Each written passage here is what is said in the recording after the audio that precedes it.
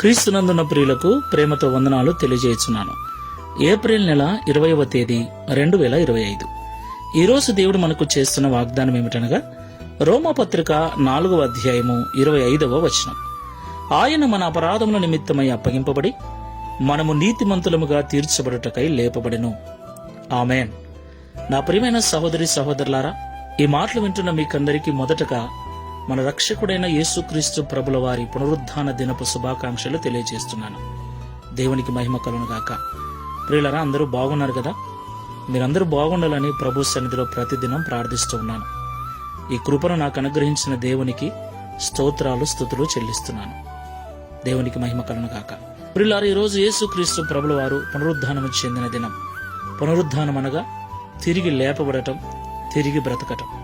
ఈ ప్రపంచ చరిత్రలో యేసుక్రీస్తు ప్రభుల వారు ఒక్కరే చనిపోయి మరణాన్ని గెలిచి తిరిగి లేచిన ఏకైక దేవుడు.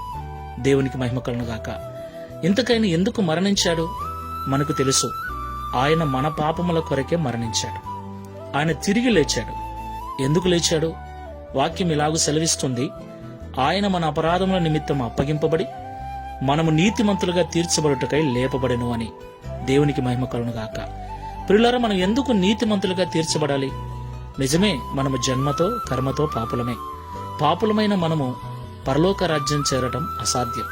ఎందుకంటే పరలోక రాజ్యం పరిశుద్ధమైంది, నీతితో నిండినది. అపవిత్రమైనది, అనీతితో కూడినది ఏది అందులో ప్రవేశించటానికి వీలు లేదు.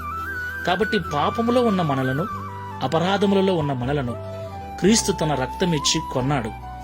తన ప్రాణము ద్వారా, తన రక్తము ద్వారా మనల్ని పరిశుద్ధపరిచి నీతిమంతులుగా చేశాడు.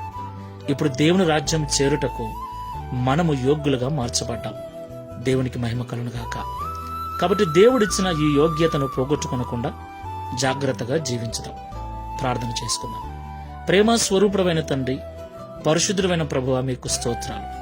నిజంగా నీవు మా తండ్రివి గనక, నిజంగా మా దేవుడవు నీవు గనక, మా క్షేమం కొరకు, మా మేలు కొరకు మేము నశించి నరకానికి వెళ్లటం ఇష్టము లేక మా కొరకు మరణించి ఆ మరణాన్ని గెలిచి తిరిగి లేచిన ఏకైక దేవుడవైనందుకు స్తోత్రాలు.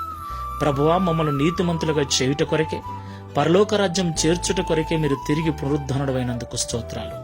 మీ పునరుద్ధానము ద్వారా కలిగిన ఈ నీతిని మేము పోగొట్టుకొనకుండా జాగ్రత్తగా కాపాడుకొనొచ్చు మేము కూడా నిత్యరాజ్యము చేరుటకు సహాయం చేయమని, తద్వారా మేమందరము కూడా నిత్యరాజ్యములో, నిత్యత్వములో నీతో కలిసి ఆనందించుటకు కృపను అనుగ్రహించమని, ఈ పునరుద్ధాన దినమున మా ప్రియుల కుటుంబాలన్నిటిని కూడా దీవించి ఆశీర్వదించమని యేసు నామములో ప్రార్థిస్తున్నాము తండ్రి.